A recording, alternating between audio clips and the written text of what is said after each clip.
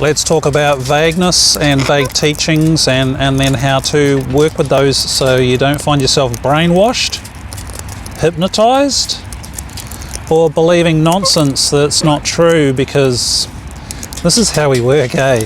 It really is. I'm Jason at AwakenedEssence.com. You may have noticed in this website here, allowing everything to be as it is, which includes your ego, your resistances and all that stuff, is part of pillar 2 in the 9-pillar framework. Because you have to allow these things, because you can't change your ego. It's required so you can live. It's your boundary device. You training your boundary device so you can handle God at the same time is what this website and hopefully your spiritual practices help you to do. To hold the infinite, the unfathomable, the unwordable, that I call cheekily via the heart brain and the inner child, the divine yum yum. Step 4. Step 3 is presence, which is you, your higher self, your you bubble, which is enough for enlightenment as the habitual habit of being here. However, vagueness. Us humans, how we operate, and it's part of our prime directives of our unconscious mind, is for starters, we just accept everything as true. Yes, that's why a child believes Santa Claus and Tooth Fairy. Do you? So how did that change? For you not to believe in Santa Claus and the Tooth Fairy? Right? It's a very simplistic example. But what us humans do with our unconscious mind is we don't like unresolved stuff. That's why we suppress, repress, and all the bad stuff gets squashed down out of our awareness so we can cope with life. Again, that's part of the prime directives of the unconscious mind. Pillar 5, your inner child. And when we don't understand something or don't get something, our brain will just work away there unconsciously behind the scenes and it will draw its own conclusions and resolve it. Are you aware of what decisions your unconscious mind has made regarding a subject? For instance, if you have Kundalini, you'll be awake. You won't be. Go see the Kundalini video. Don't chase it. Awaken consciously first. It's safer that way. But because we don't like not knowing or don't understanding, and humans don't like being confused, we will either walk away, we will go into denial, the big long river in Egypt, or we will make assumptions. Assume, S out of you and me, as one of the sayings goes. I love that one. Assume, S out of you and me. Don't assume. So if you can be specific, then you can repeat what was done to reach your level of awakening that you want. You can achieve, whatever technical skills you want by understanding with clarity and repeating it what someone else has done. Enlightenment is no different. Here I make it explicitly clear and measurable for you. Right from the 4-ingredient overview, what do you want, what you're doing about it, because you have to apply your attention, which is ingredient 4, to your structures, correct presence practice, including all of you, including your denial and the vague stuff and bringing meaning to it and everything. Your body, your unconscious mind, your blind spots, your law 0, self-honesty, self-responsibility. So critical.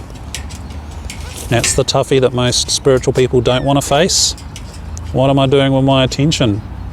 And I'll ask you this question an hour before this video. How many times did you practice presence or check in on your presence levels in that 1 hour leading up to coming here to see this? Be honest. How many times? Because you would have had to have used your volitional attention, ingredient 4, to be aware of the steps, be aware of your body. I'm choosing to feel my ass right now, and my hands, because they're cold. My toes are cold. I'm aware of the bog roll over my surgically operated thumb after I tried to remove it last week.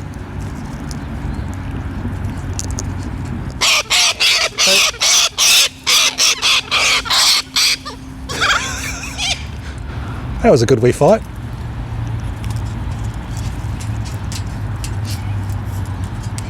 Are you here? Were you there? Were you here there back then? This is evidence.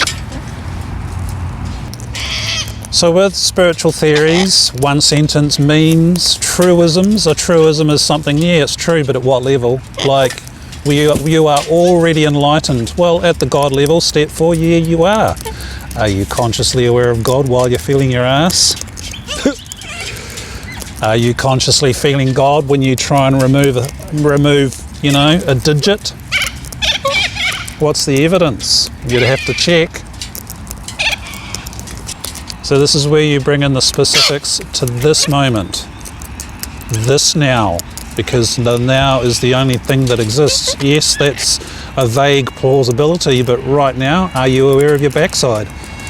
You have to choose with your ingredient 4, volitional intention, to be aware of your backside, A. So therefore you are aware of your body, which means you can't be as stuck up here on this train track that goes, yeah, I'm enlightened. I did that for years.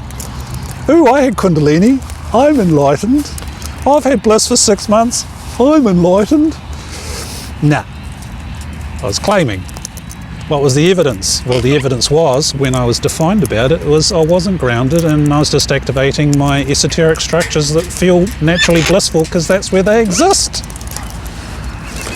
Be specific. It's really, really important.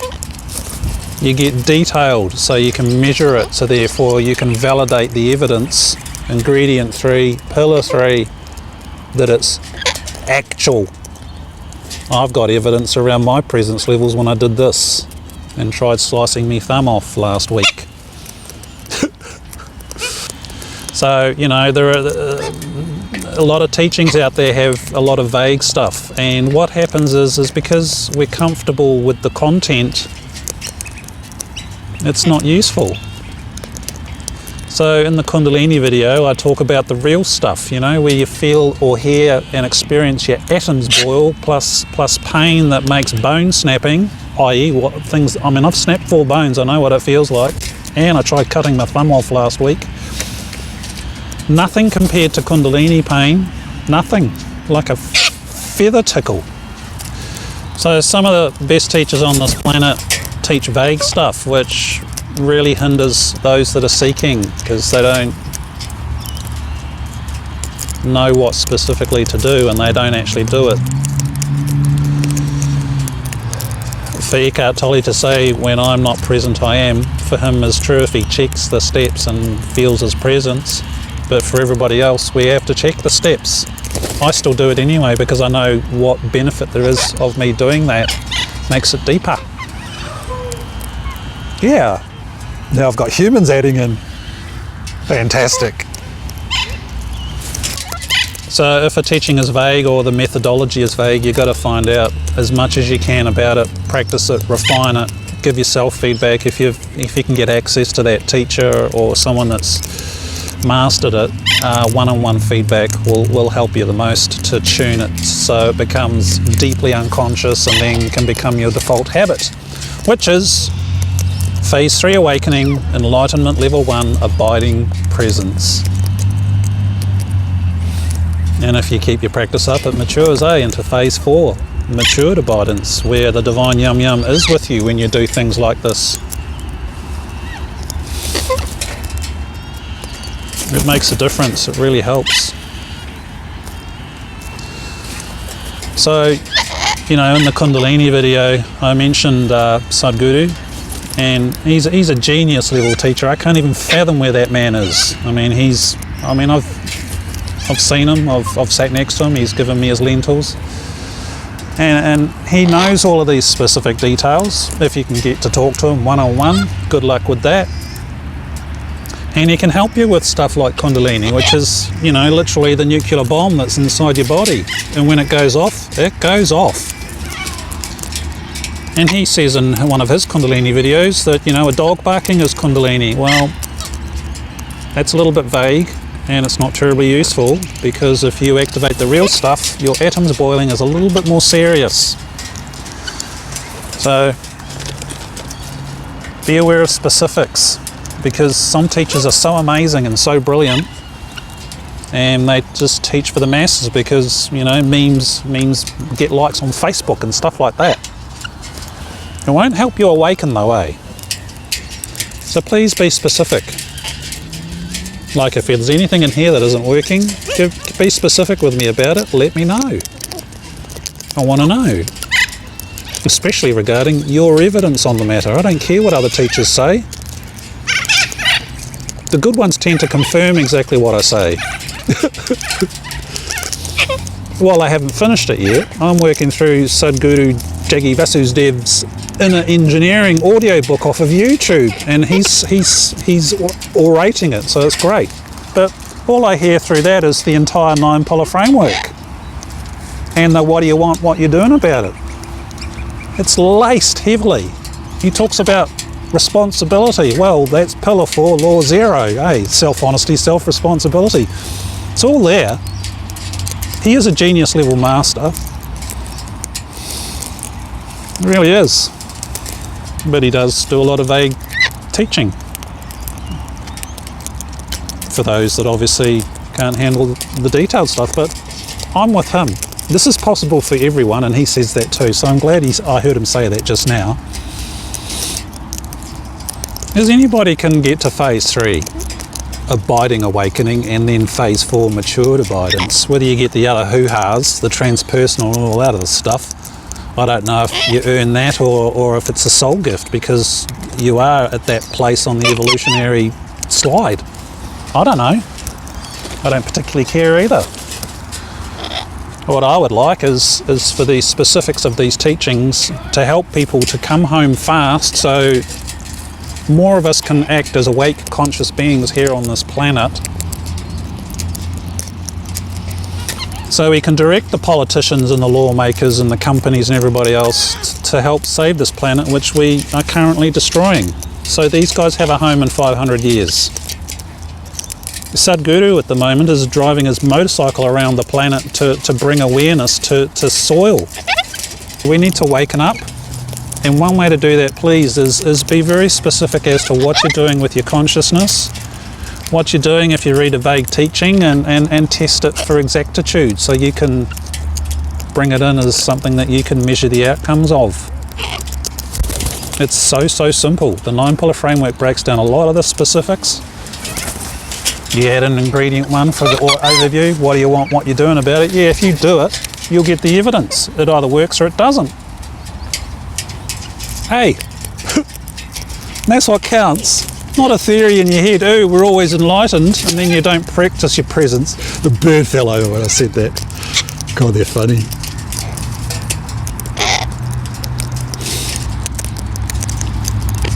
If you can't write it down specifically, then figure out what it is, so you can write it down specifically, and then see if you can actually do that with your volitional attention. And how often, and how frequently, and how consistently. Because it's not just a one-off event. Oh, I had an experience. God, yeah, that's a got it, lost it, gone. Gone. Is it here now? You could use plausible theory of you are always enlightened and God is always here and there is no time. Yeah, that's true.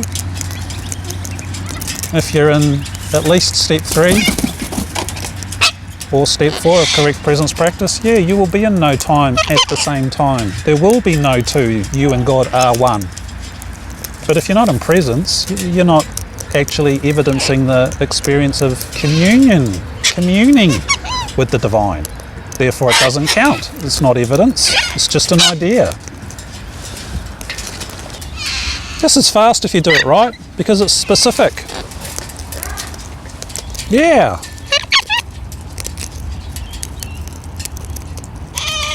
Get specific. Bust the vague stuff and ask gnarly questions to your teacher if they are saying vague things. especially if they're doing stuff like bashing the ego. It's just an identity device.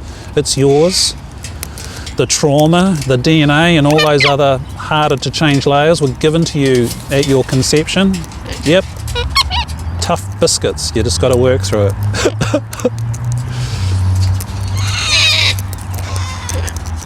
This is yours, and we need to do it fast.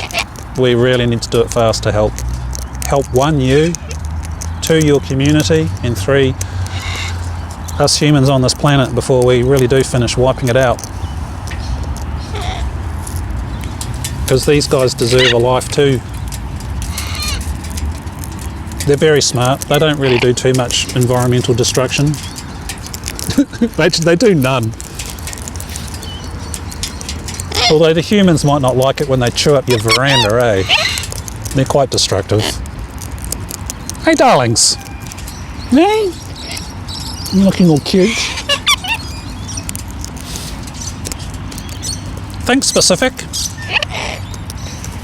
Notice your observation skills, your inner body skills, and all this grows as your Law Zero self-honesty, self-responsibility does, because that translates into acuity.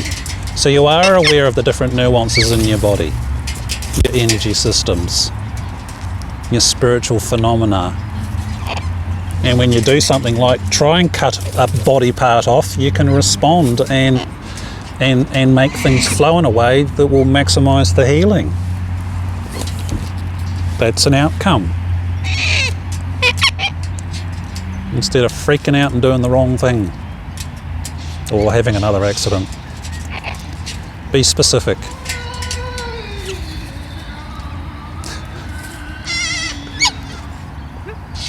Any questions?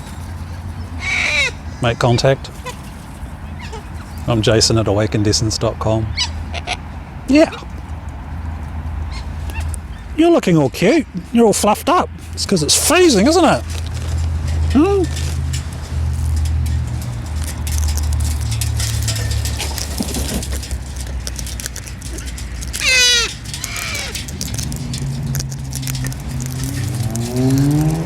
Who's this? Is that you, Miss Brown? No, you won't let me grab you. I know you.